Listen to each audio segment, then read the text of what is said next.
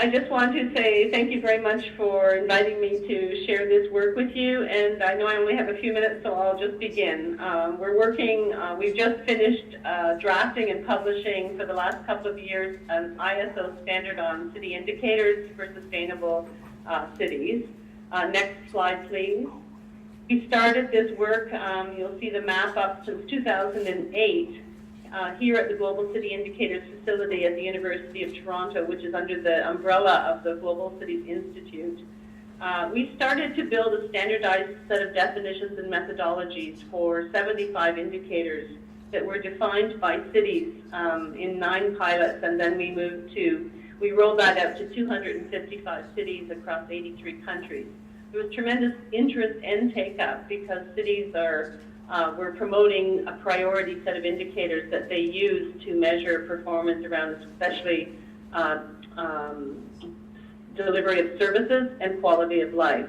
So the 75 indicators, if you go to the next slide, we moved that forward into the International Organization for Standardization in Geneva in 2012 because we had basically a draft standard when we entered with 75 indicators. And we advised them that this had already been tested and refined over the 6 years prior, and it does take 6 years to build an ISO standard. So we made an argument that, in fact, we pretty much had a draft final standard as we walked in the door. Could we consider going a little faster? They put us on their so-called fast track, so we were able to move this process through the ISO in 2 years as opposed to 6. So the next slide is the technical committee called TC268 inside ISO on sustainable development. This is the only ISO committee that was formed for cities. If you look down at the bottom of the working group 2 on city indicators, that's the working group that I convened. I'm also in the chair's advisory group trying to promote standardization for cities around sustainability. So as I mentioned, we worked on ISO 37120, and if you go to the next slide, the process of going through the ISO, we had to send out ballots to 20 countries 5 times through 5 different drafts, and we had to disposition some 300 comments by national mirror committees of those 20 voting countries and convene these international meetings. So that photograph is the 20 countries of my working group on indicators for sustainable cities. And to make a long story short, because I know it's a shortage of time, we actually published this last May, ISO 37120, which is the first ISO standard on global city indicators. And we've been presenting it in the US and other parts of the world to the national standards bodies. The next slide, if you scroll down, I think one more, you'll see the 17 themes. As I mentioned, we went in with 75 indicators, but we emerged with 100 indicators. And under ISO language, there are 46 core, which means cities shall report, and 54 supporting indicators, which means cities should support. In ISO language, the shall and should becomes very important. So the 100 indicators, we ended up adding 25 new ones, especially around energy, resilience, sustainability, and air quality. For example, we had PM10, we moved it down to we added PM 2.5, etc. And then finally, the next slide, why do cities need this set of globally standardized indicators? So we've been working with the cities to help answer that question and to see why they're moving so quickly forward to take this up. Of course, the one is to manage and make informed decisions, to benchmark and also target and plan better, and evaluate infrastructure investments. The other part of this is this building of these so-called smart and sustainable cities. A lot of cities are using ISO 37120 to show that they're actually investing in more smart solutions, especially around smart and sustainable infrastructure in cities, based on data that they can benchmark against those investments. I believe one of the most important parts of the use is so that cities can actually learn from each other and talk to each other and share lessons on this even playing field with standardized definitions and methodologies if they're all measuring the same 100 data points.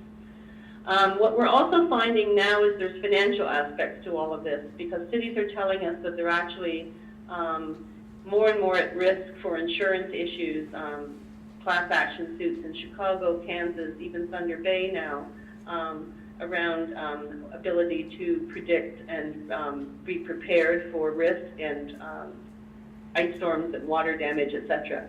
So there may also be things around, or applications around investment by insurance companies and creditworthiness and other kinds of financial aspects. Plus, cities are now using this data to actually leverage funding, because they can go and look at peer cities and make arguments about funding needs based on data across peer cities internationally and also in their own country.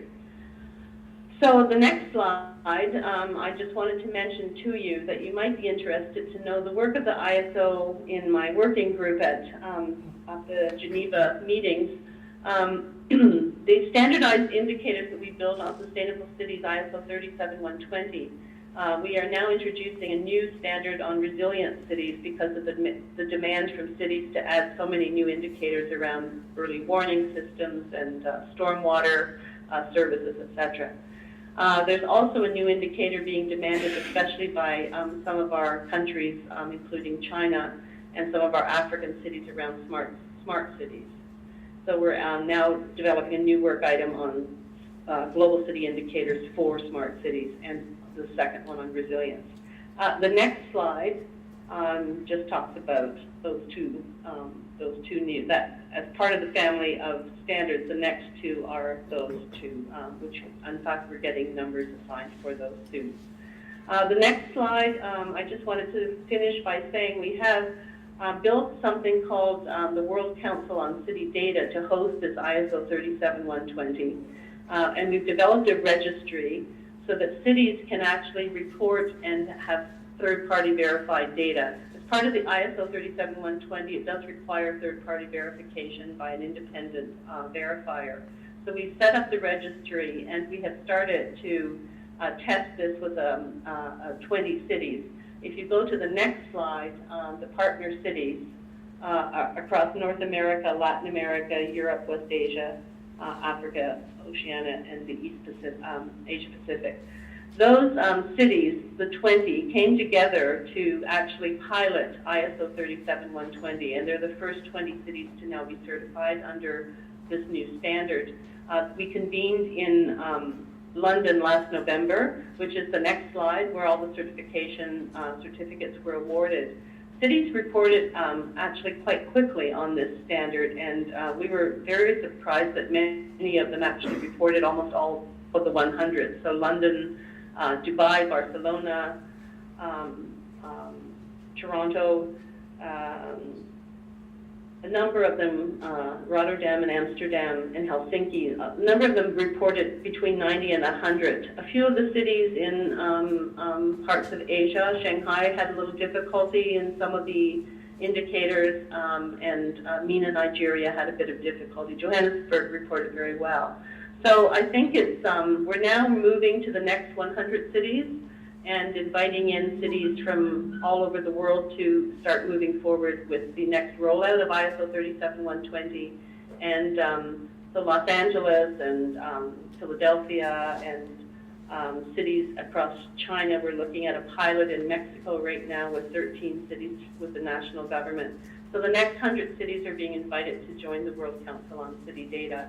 And that next slide is just the process by which cities move through this process into the World Council on City Data. And then the next slide is the web portal, which actually starts to show how the data can be used across cities. So we have 100 data points now entered with 20 cities, and the web portal will be launched in the next few weeks. It becomes this fantastic tool. If you see the under London, Toronto, Boston, those represent the 17 themes of each data set. And then you can just click on one and you get comparability across any group of peer cities that you choose in your GDP per capita or in your climate type, etc. And you can scroll down through the 100 indicators. You can also graph them with bar graphs, etc. In the next, I think this is my last slide. In the next slide, this graph view, for example, you can start to plot and explore relationships. For example, in this case, we just did a screenshot from the web portal on PM10 concentration and life expectancy. It's a very early days, but we can start to explore those kinds of relationships. And even with just 20 cities and 100 indicators, there are 1.2 million combinations of how to take that data and do analytics and perform visualization of that data. So the cities are testing this web portal now, the 20 cities, and are in fact really quite happy with this and keen about it because they haven't been able to graph these kinds of comparisons with such speed. You basically just plop in the X and Y axis and you can start to explore the relationships. So in closing, we have a network, in the next slide, our network of global partners that we've been building since 2006 when we first started to write these definitions and methodologies for cities, working with the 255 cities worldwide. A number of corporate and international agency partners have been joining us. So in the next slide, we've developed what we call the World Council on City Data Global City Leaders Advisory Board, which includes our mayors from the 20 foundation cities, our corporate partners existing and new ones coming in, international agencies, including United Nations Environment, UN Habitat, the World Bank, the JEF, UNISDR, etc., and a number of national governments, such as the government of Mexico, who's piloting with us, the government of China, and the government of Saudi Arabia to date. So the last slide is just to thank you for your attention, and there is a very short 2-minute video on the homepage of the website if you'd like to visit that and learn a little bit more. That's the last slide. Thank you very much. Thank you, Patricia.